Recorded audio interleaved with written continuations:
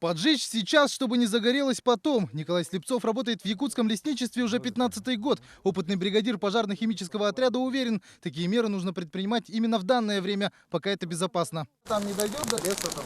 Нет, за лесом сейчас снег лежит, поэтому не опасно. А чуть попозже будет, уже опасно будет. Впрочем, жечь траву неподготовленному человеку Николай не советует. У лесничих есть все для предотвращения непредвиденных ситуаций. За неделю до первомайских праздников им необходимо пройти более 1500 гектаров. Чтоб летом сухой травы не было, да? Где вот отдыхают. Чем побольше сделаем, тем пожаров меньше будет.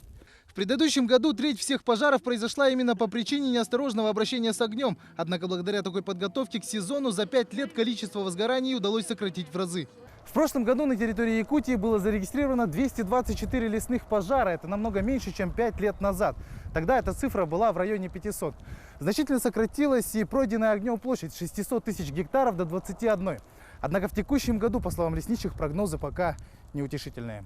На Дальнем Востоке лесные пожары уже вовсю полыхают. Огонь прошел на площади в 25 тысяч гектаров по Амурской области, Хабаровскому и Приморскому краям. В Якутии из-за раннего таяния снега пожароопасный сезон планируют объявить уже в первой половине мая. Нынче начнется, наверное, с 5 мая уже открываться пожароопасный сезон. Специально отведенные места будут, где можно провести шашлыки. Места известны, будут сообщены. Но Покровский тракт там 22-25 будут и в сторону Намского, и в Скатын.